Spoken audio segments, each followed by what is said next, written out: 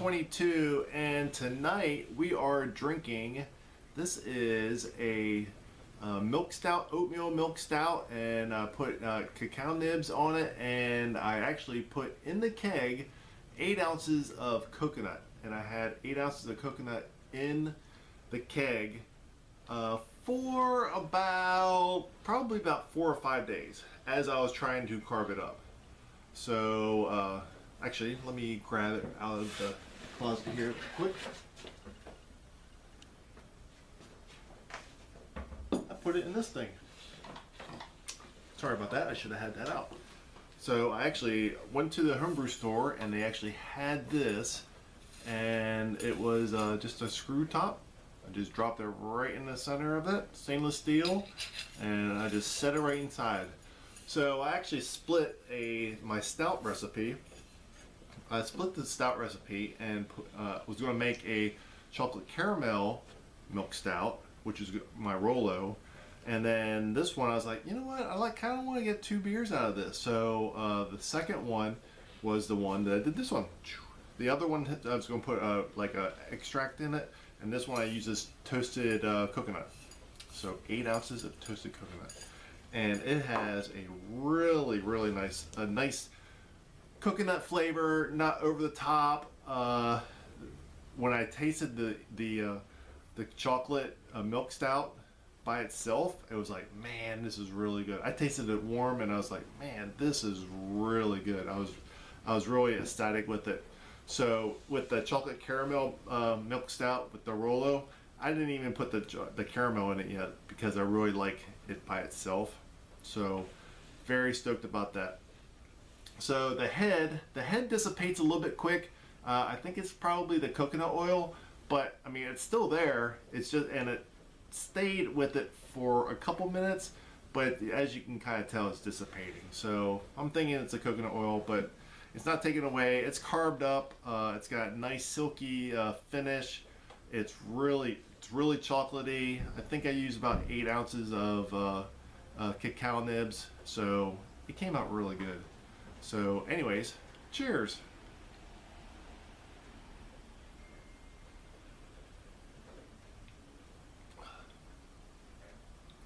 You got the chocolate and you got the coconut, perfect amount.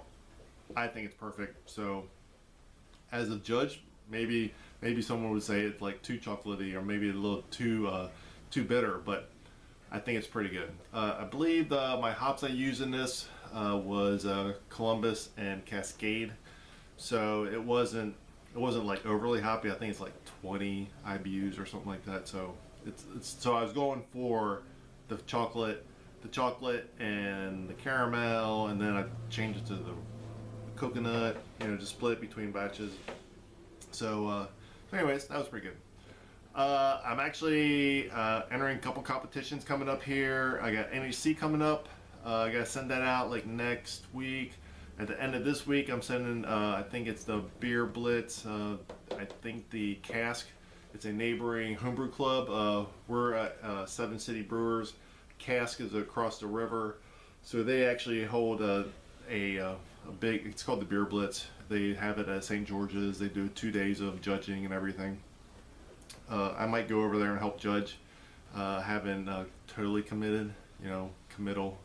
I mean, I've been homebrew president, so that keeps me busy enough. And it's kind of a lot of work, and I don't know, it's a lot of work. Cheers again. So that beer competition, I'm actually entering my Luggett Lager. Which I have on tap on number 4. I'm entering that one, and then I'm entering the Roadrunner, so American Lager and also an IPA.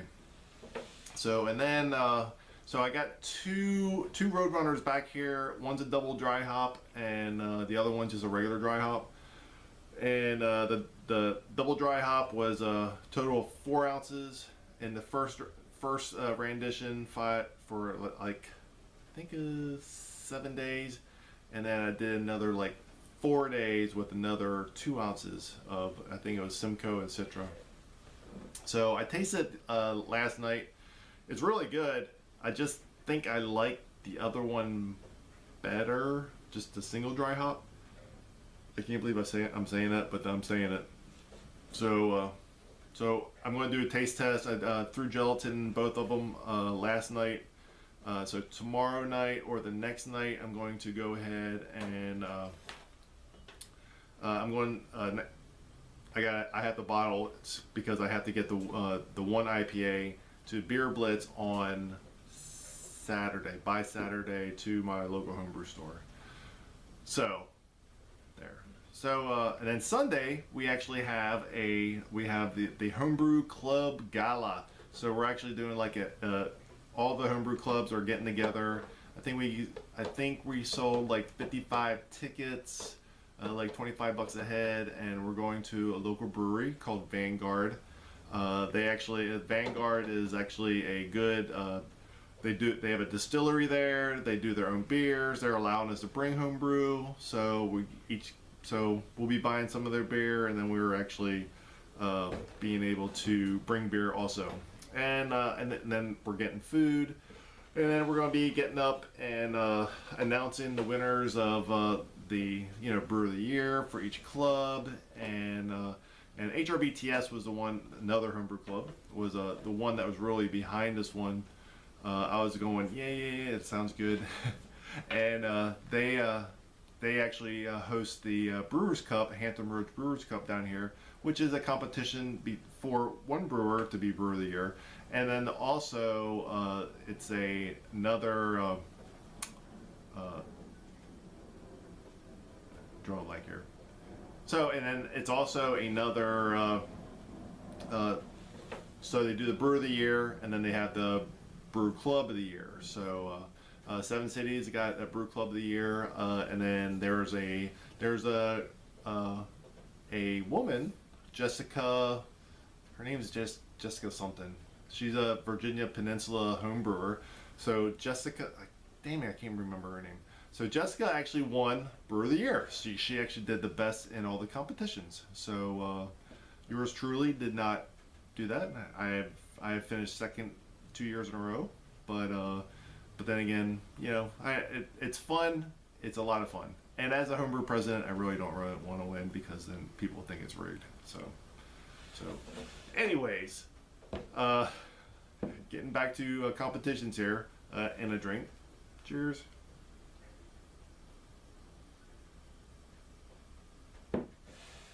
So we have the National Homebrew Convention competition coming up. I entered 3 beers. So the 3 beers that I'm entering is same Roadrunner. I got the Luggett Lager, and then I also have a collaboration pale ale that Hokey Homebrew and Main Brew Guy and I did down in Florida. So it's a really good pale ale. We hopped it up. We dry hopped it.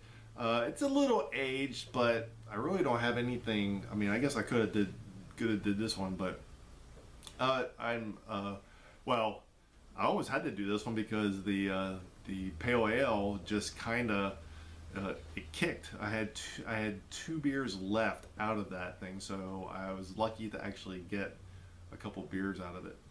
I do have a couple on the back burner here, but they have pink caps. I had someone gave me a whole bunch of pink caps, so I put them on there and marked the EC. And the pink cap was that's not acceptable for competition. So there you go. So just speaking of brewing, I brewed I did an overnight mash last Friday night. Weather was kind of crappy. Actually Friday was okay, but then it got crappy on Saturday. It was raining pretty much all day, so I did a brew day. I did a double batch. I was doing a New England IPA, and what I did was I actually mashed out, and then I boiled it. Had 1 hop at 20 minutes. I put 1 ounce of Citra, 2 ounces of Citra, and then I ended up 2 ounces of Citra, and then we did I just dry hopped. Well, actually, what I did was I split it at the end, so I got 2 brews, and then I steeped 1 here, and then that one I'm using Sabro hops, and then on the other one I'm doing Citra Mosaic. So, and then after about a half hour, after I got down to 180, went a half hour, and then did the whirlpool, and then I cooled them both down, and then they're both in separate. So actually, I'm getting roughly, I would say 9.5 gallons, because with all the hop loss and everything like that.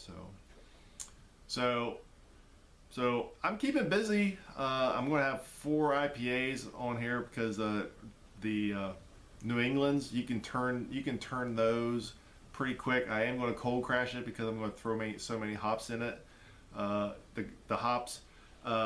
There's another thing that I haven't told you guys. So the last time I did my New England IPA, as you saw, I think the last one I was asking, I said, hey, what's going on with my beer? It looks a little brown. And someone said, hey, it could be oxidation.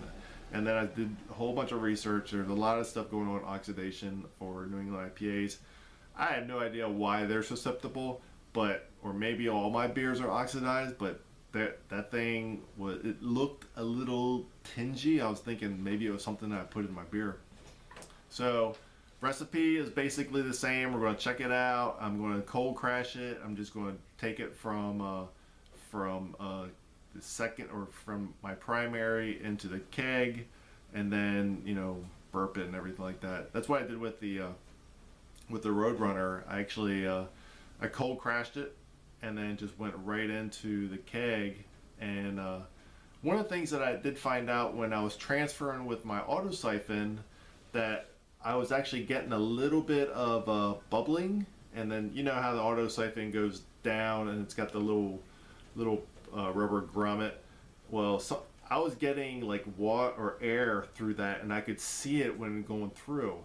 And I'm not sure if that happened with my New England IPA, but it could have happened. So what I did was, to counter that, I actually put a little bit of sanitizer on top of the grommet, so there's like a little bit of a water barrier, so there's no air getting through.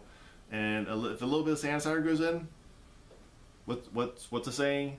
Don't fear the foam. Don't fear the foam. I fear the foam though. It's kind of creeped me out. But I'd much rather have a little bit of foam than oxidation. So that's pretty much all I got this week. I'll tell you next week how the New England IPAs come out. Nope, I won't, because I'm going to be dry hopping tonight.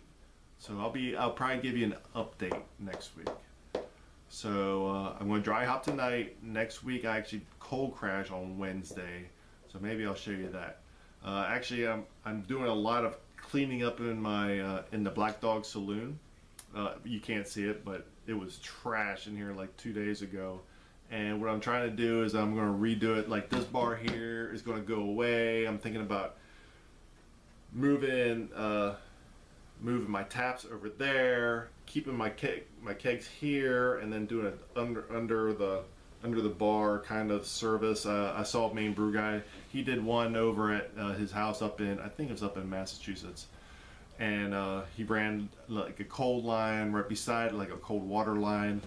And but I'm thinking about doing air. So we'll you know what? That's so far down the road, like a couple weeks. We'll see. So anyways, happy Homebrew Wednesday, and I will see you guys next week, hopefully. And that's about it. See you guys later. Peace.